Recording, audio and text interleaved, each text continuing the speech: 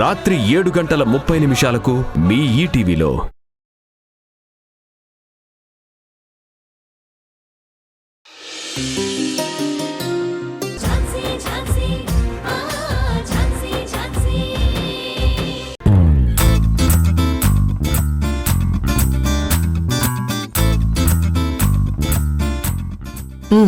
ఇవిగోండి.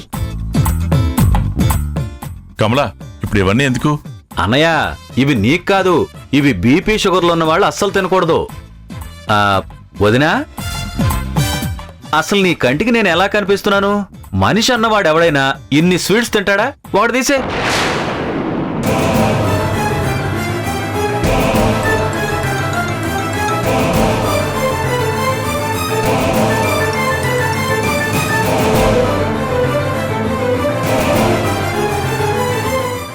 ఇప్పుడు ఈజీగా తినొచ్చు. థ్యాంక్స్ వదినా, లడ్డు అదిరిపోయింది. మృణాల్ని, మీతో మాట్లాడాలి. ఇక్కడ కాదు, పర్సనల్గా మాట్లాడాలి.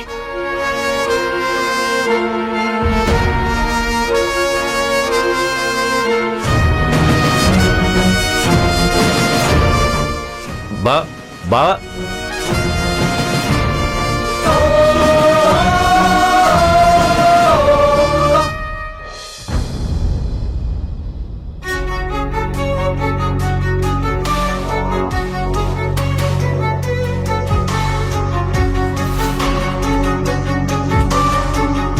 ఈ ఇంటికి ఎవరిదో దిష్టి తగిలిందనుకుంటాను. ఏం జరుగుతుంది అసలు ఈ ఇంట్లో? ఒక మనోడేమో దేశాలు పట్టుకొని తిరుగుతున్నాడు, వాడేమో ఇంటికి రాడు. ఎలా ఉన్నావు తాత అని ఫోన్ చేయడు. ఇంకొకడేమో ఇలా సస్పెండ్ అవ్వడం, కేసుల్లో ఇరుక్కోవడం. ముసలితనం వచ్చిన తర్వాత కూడా ప్రశాంతత లేకుండా పోతుంది.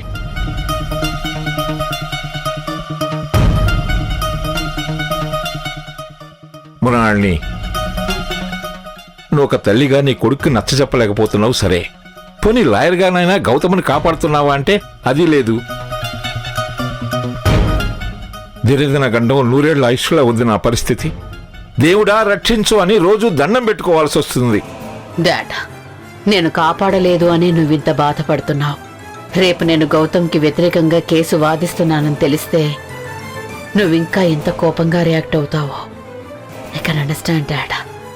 తలుచుకుంటేనే మనసంతా ఏదోలా ఉంది. బట్ నేనేం చేయలేను డాడ్, నా పరిస్థితి అలాంటిది.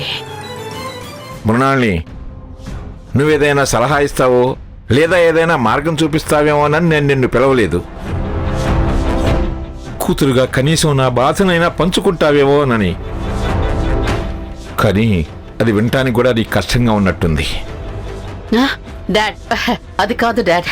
నాకు ఏం చెప్పాలో తెలియక ఆలోచిస్తూ మౌనంగా ఉన్నాను.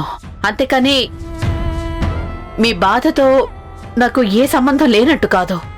సర్లే, ఏం చేస్తాం? ఎలా రాసుంటే అలా జరుగుతుంది. పిల్లల్ని కలగలం కానీ వాళ్ళ రాతల్ని కలలేం కదా. ఏ మనిషి అయినా డబ్బు, కీర్తి, ప్రతిష్టలన్నీ సంపాదించుకున్న తర్వాత ఒకానొక దశలో కోరుకునేది ఏమిటో తెలుసా? ప్రశాంతత. నాకు అదే లేకుండా పోతుంది. డాడ్,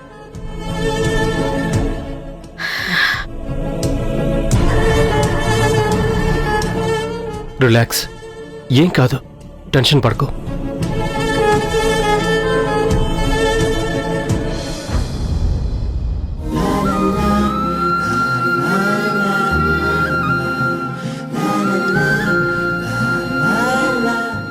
ఏవండి, ఏవండి, ఏవండి, ఏంటి పిలుస్తున్నా కూడా వినిపించట్లేదా మీకు? అంతలా లీనమైపోయారా పేపర్లో? ఏంటి కమలా నీకు అలా? నన్ను కనీసం ప్రశాంతంగా పేపర్ కూడా చదువుకోనివ్వా? అసలు ఏం కావాలి నీకు? ఏం కావాలేంటండి? ఇంట్లో జరుగుతున్నదేంటి, మీరు చేస్తుందేంటి? మనం ఇంత పెద్ద సమస్యలో ఉంటే మీరు మాత్రం నిమ్మకు నీరెత్తినట్టు తాపీగా పేపర్ చదువుతున్నారా? అసలు మీకు కొంచెమైనా ఆలోచనే లేదా? ఏం చేయమంటావు ఇంకా? అవన్నీ ఆలోచించి ఆల్రెడీ ఉన్న బీపీ షుగర్లు పెంచుకోమంటావా? లేదా ఆలోచించినంత మాత్రాన ఆ సమస్యలు తీరిపోతాయా? తీరిపోతాయని నేను అనట్లేదు. ఈ రోజు గౌతమ్ అరెస్ట్ అవ్వకుండా ఉన్నాడు అంటే దానికి కారణం ఝాన్సీనే కదా? అవును. ఇప్పుడు ఎవరన్నా కాదన్నారా? అందరికీ తెలిసిన విషయమే కదా. నువ్వు కూడా తనకు థ్యాంక్స్ చెప్పావు కదా. మనకి అంత చేసిన ఝాన్సీకి కేవలం ఒక్క థ్యాంక్స్ చెప్తే సరిపోతుందా అండి? మరి ఇంకేం చేయమంటావు? నువ్వు థ్యాంక్స్ చెప్తే సరిపోదంటావా? లేదంటే గజమాల వేసి వీధంతా ఊరేగిద్దామా? చెప్పు, ఏం చేయమంటావు? నేను అలా అనట్లేదండి. నిన్న వాడు బ్రేక్ఫాస్ట్ చేస్తూ ఏమన్నాడో మీరు విన్నారు కదా. ఏమన్నాడు? ఏమన్నాడంటారేంటండి? మీరక్కడే ఉన్నారు కదా. అంటే ఇంకేం వినరా? విన్నా మీరు చెవికెక్కించుకోరా? రేపటి నుంచి టేప్ రికార్డర్ పెట్టుకుని అరిగిపోయే వరకు మీ ముందు ప్లే చేస్తూ ఉంటాను. కమలా, నువ్వు ఈ డొంక తిరుగుడంతా ఆపి ఏం చెప్పాలనుకుంటున్నావో స్ట్రైట్గా చెప్పు. అదేనండి, ఇంటికి ఒక లాయరే ఉండాలనే ఉంది. ఇద్దరుంటే తప్పే ఉంది. తీసుకొస్తాను, నేను ఇంకొకరిని తీసుకొస్తాను అన్నాడు కదా. ఆ, అన్నాడు. అదే మరి. ఏంటి అదే మరి? సగం సగం చెప్తే నేనేం అర్థం చేసుకోవాలి? చెప్పేదేదో పూర్తిగా చెప్పు. వాడు ఇంకొకరిని అంటే ఎవరిని? ఝాన్సీనే కదా. ఇంకొక లాయర్ ఝాన్సీనే కదా. ఈ ఇంటికి ఇంకొక లాయర్ని తప్పకుండా తీసుకొస్తాను. ఏంటి కమలా, మొన్నటి వరకు నా చెవుల్లో జోరేగిలా ప్రియాంక మంత్రం చెప్పించావు. ఇప్పుడేమో ఝాన్సీ అంటున్నావు. బుర్రలో నిమిషానికి ఆలోచన వస్తుందా నీకు? నువ్వే ఇంతేనా, లేక ఆడలందరూ ఇంతేనా? మీకు నచ్చితే క్షణాల్లో మారిపోతారా? ఒక్క పూటలో మొత్తం ప్లేట్ మార్చేసి చెప్తున్నావు. చెప్పాలండి. ఇప్పుడు కూడా ఝాన్సీ గురించి చెప్పకపోతే ఆ దేవుడు కూడా క్షమించడు. ఈ రోజు ఝాన్సీ లేకపోతే పరిస్థితి ఎంత దారుణంగా ఉండేదో ఊహించుకుంటేనే బాధేస్తుంది. ఒకవేళ గౌతమ్ ఈ రోజు అరెస్ట్ అయ్యుంటే రేపు ఎల్లుండి కోర్టుకి సెలవు కాబట్టి 2 రోజులు జైల్లోనే ఉండాల్సొచ్చేది. అది ముందే ఆలోచించి తను బెయిల్ తీసుకొచ్చింది. గౌతమ్ అరెస్టుని ఆపింది. సరే, ఇప్పుడేమంటావు? తల్లి మనసు కదండి. పిల్లల గురించి అనుక్షణం తప్పిస్తూ ఉంటుంది. పిల్లల ఇష్టాన్ని కాదు అని మనం ఏమీ చేయలేం. ఏం చేసినా వాళ్ళ సంతోషం కోసమే ఆలోచిస్తాం. వాళ్ళకిష్టమైంది ఇవ్వాలని అనుకుంటాం. అయినా మీకది అర్థం కాదులేండి. ఇప్పుడు మాత్రం ఏం అర్థమైంది? ఏమీ అర్థం కాలేదు. అయితే మంచిది. ఇదిగో, మీరింకా పేపర్ చదువుకుంటూ ఉండండి.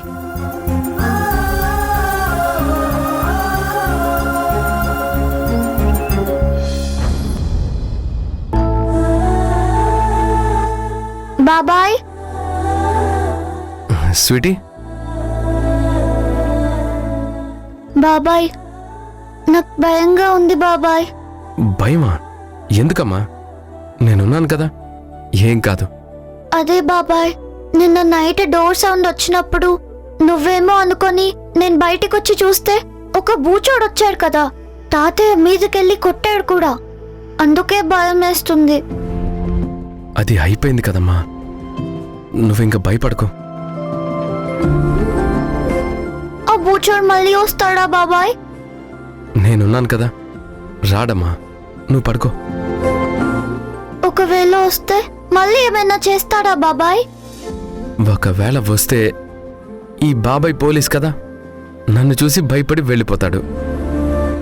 ఒకవేళ వెళ్ళలేదనుకో, డిషుమ్ డిషుమ్ అని ఫైట్ చేస్తాను, అప్పుడు పారిపోతాడు. ఓకేనా? ఓకే బాబాయ్.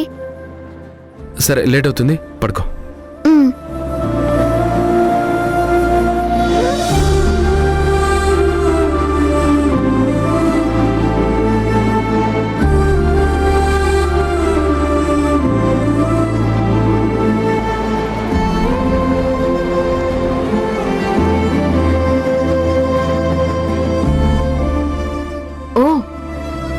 ఇక్కడుందా? ఇల్లంతా వెతుకుతున్నాను. అయినా అక్కడ పడుకోకుండా ఇక్కడ పడుకుందేంటి? భయం వేస్తుందంట ఝాన్సీ, అందుకే నా దగ్గరకు వచ్చి పడుకుంది.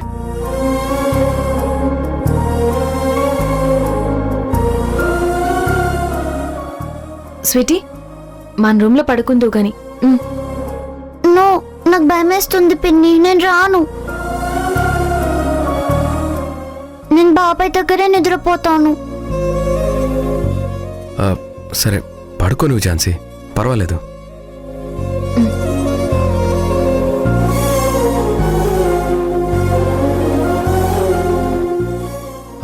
ఏమైంది ఝాన్సీ, ఏం ఆలోచిస్తున్నావు? ఏం లేదు గౌతమ్ గారు, మీ యాంటిసిపేటరీ బెయిల్ రద్దుకి వాళ్ళు పిటిషన్ వేశారు. రేపు కోర్టుకు వెళ్లాల్సి ఉంటుంది. ష్, మెల్లగా పడుకుంది. దాని గురించి అయితే ఆలోచన ఎందుకు Jhansi?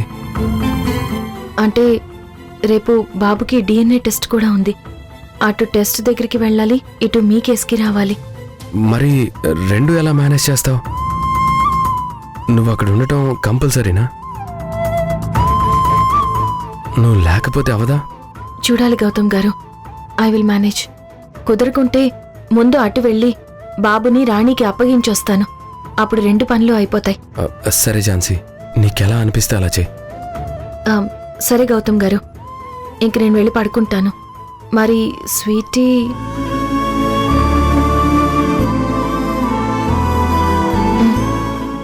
Good night. Good night.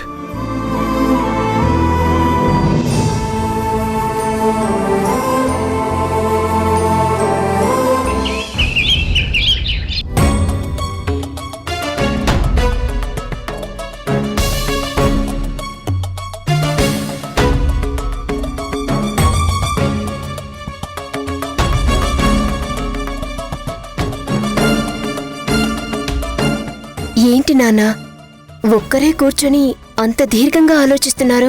ఏమి లేదమ్మా, ఈరోజు ఒకవైపు తనూజ బాబుకి డిఎన్ఏ టెస్ట్ ఉంది, మరోవైపు కోర్టులో గౌతమ్ మోహన్ల కేసు ఉంది. గౌతమ్తో వ్యక్తిగత సంబంధం, మోహన్తో వృత్తి సంబంధం. ఎవరికి శిక్ష పడినా నా మనసుకు బాధేనమ్మా. మీరేం కంగారు పడకండి నాన్న, అంతా మంచి జరుగుతుంది. లేదు మనోజ్, ఒకవేళ మోహన్ డ్రగ్ అడిక్ట్గా తేలితే నాకు 10 అవమానంగా ఉంటుంది. ఒక రాజకీయ పార్టీ కార్యకర్త తప్పు చేస్తే ఆ పార్టీ మీద బురద జల్లినట్టు హాస్పిటల్ స్టాఫ్ తప్పు చేస్తే ఆ తప్పు హాస్పిటల్ మీదనే రుద్దుతారు. న్యూస్లోనూ హెడ్డింగ్స్లోనూ మోహన్ పేరు కంటే మన హాస్పిటల్ పేరే హైలైట్ అవుతుంది. పలానా hospital ward boy drug addict అయ్యి డ్రగ్స్ కేసులో నిందితుడిగా పట్టుపడ్డాడని ప్రచారం చేస్తుంటారు. అప్పుడు అందరి చూపులు మన అమ్మ హాస్పిటల్ వైపే ఉంటాయి. నానా, మనం ఇన్నేళ్లుగా హాస్పిటల్ నడుపుతున్నాం, ఇన్నేళ్లుగా సర్వీస్ చేస్తున్నాం. మనలో ఏ తప్పు లేదు. ఎందుకు మీరిలా టెన్షన్ పడుతున్నారు? నా భయం అదేనమ్మా. ఇన్నాళ్ళుగా మనం ఏ తప్పు చేయలేదు. అలాంటిది ఇప్పుడు డిఎన్ఏ టెస్ట్ అని కోర్టు దాకా రావడం చూస్తుంటేనే దీని వెనక ఎవరో ఉన్నారనిపిస్తుంది. అందుకే ఇంతలా భయపడాల్సి వస్తుంది. ఈ ఒక్కరోజు ఏ ప్రాబ్లం లేకుండా ఉంటే మన హాస్పిటల్ మీద పడ్డ మచ్చ గాలి మేఘంలా విచ్చుకుపోతుంది. ఇన్నాళ్ళగా నా సర్వీస్కి ఈ వయసులో అప్రతిష్ట తప్పుతుంది. అవును, ఇంతకీ ఎక్కడ జరుగుతుంది డాడీ ఆ డిఎన్ఏ టెస్ట్? జడ్జి గారు ఏదో హాస్పిటల్కి రాశారమ్మా. అవును, ఆ రోజు నేను కూడా విన్నాను, కానీ గుర్తుకు రావట్లేదు. సర్లే, నేనే కనుక్కుంటాను.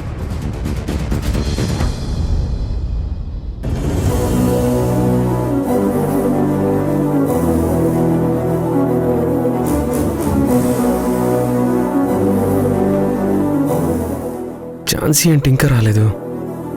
కోర్టుకి టైం అవుతుంది.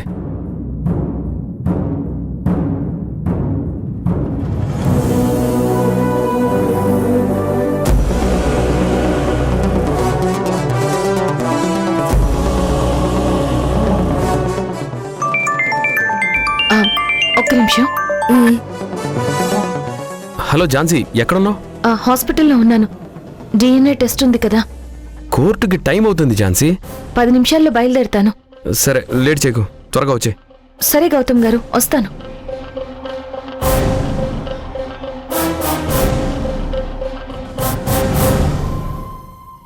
రండి డాక్టర్ గారు, మీకోసం ఎదురు చూస్తున్నాం.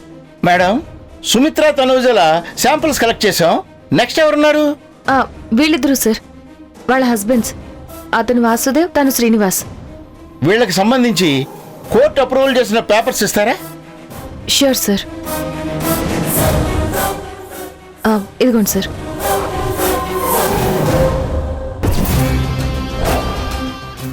సరే, వీళ్ళిద్దరి శాంపిల్స్ సెపరేట్ గా కలెక్ట్ చేసి టెస్ట్కి పంపిస్తాం. సార్, రిపోర్ట్స్ కొంచెం త్వరగా వచ్చేలా చూస్తారా? We will try our best. ఇంతకు ముందు టెస్ట్కి వచ్చినవే ఇంకా పెండింగ్ లో ఉన్నాయి. As early as possible we will try. సరే డాక్టర్, థ్యాంక్ యూ. బాబు రండి.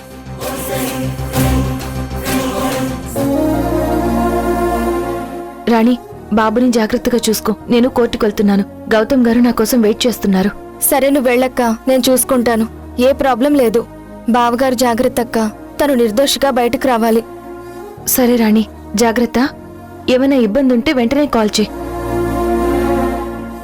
గౌతమ్ గారు, నేను స్టార్ట్ అయ్యాను. 5 minutesలో అక్కడ ఉంటాను. సరే రాణి, జాగ్రత్త. అలాగే అక్క.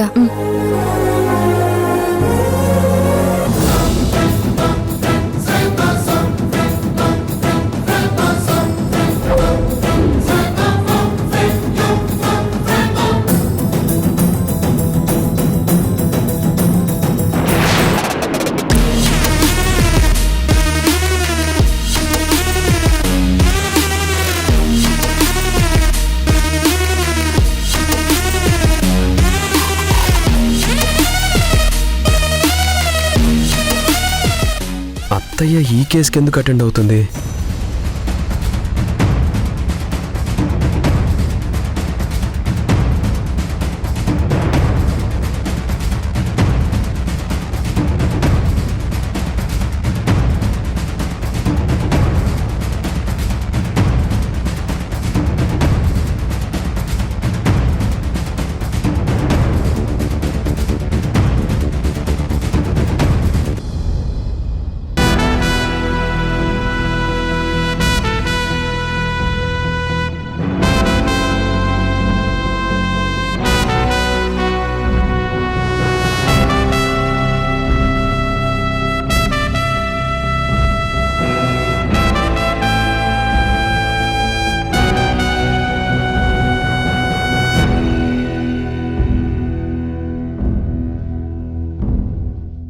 డిఫెన్స్ లాయర్ ఎక్కడా?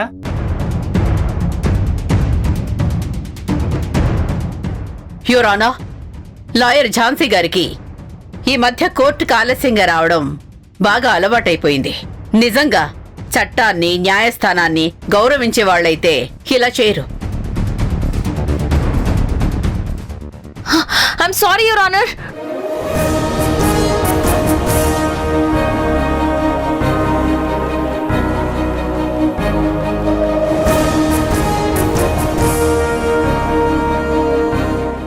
I'm sorry your honour.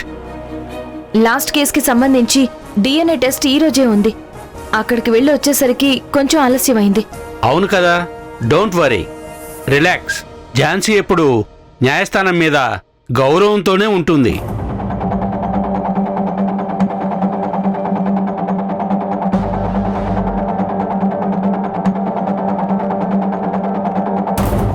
Start the proceedings. Sir,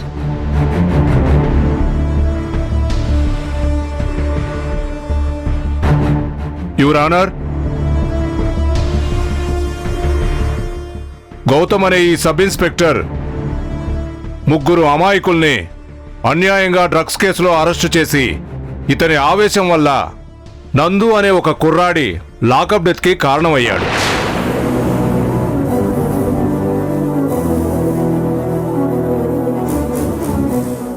పైగా తను హ్యాండ్ ఓవర్ చేసుకున్న డ్రగ్స్ మిస్ అయినట్లు రివర్స్లో మాట్లాడుతున్నారు.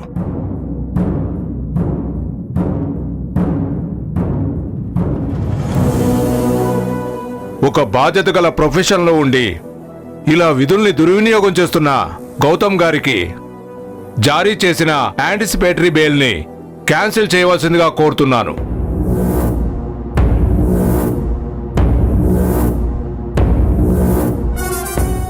అలాగే ఒక అమాయక వ్యక్తి ప్రాణాలు కోల్పోవడానికి కారణమైన ఇతన్ని బిఎన్ఎస్ సెక్షన్ 219, బిఎన్ఎస్ సెక్షన్ 103 కింద కఠినంగా శిక్షించవలసిందిగా కోర్టు వారిని కోరుతున్నాను. That's all your honour.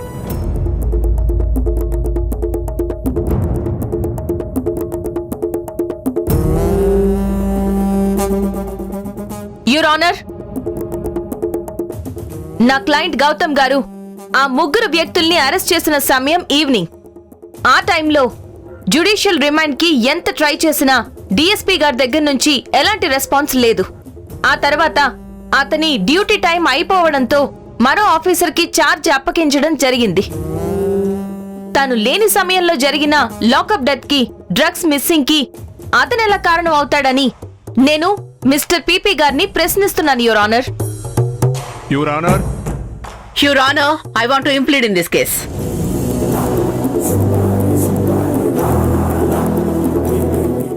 ఈ కేసుని నేను వాదించాలనుకుంటున్నాను.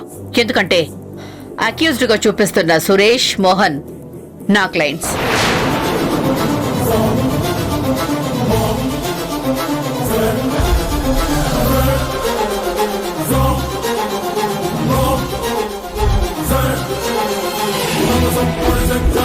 గౌతమ్ గారు మీకు ఛార్జ్ హ్యాండ్ ఓవర్ చేస్తూ డ్రగ్స్ కూడా హ్యాండ్ ఓవర్ చేశారా? నో మేడం, నాకు జస్ట్ ఛార్జ్ హ్యాండ్ ఓవర్ చేశారు అంతే. నో, నేను హ్యాండ్ ఓవర్ చేశాను.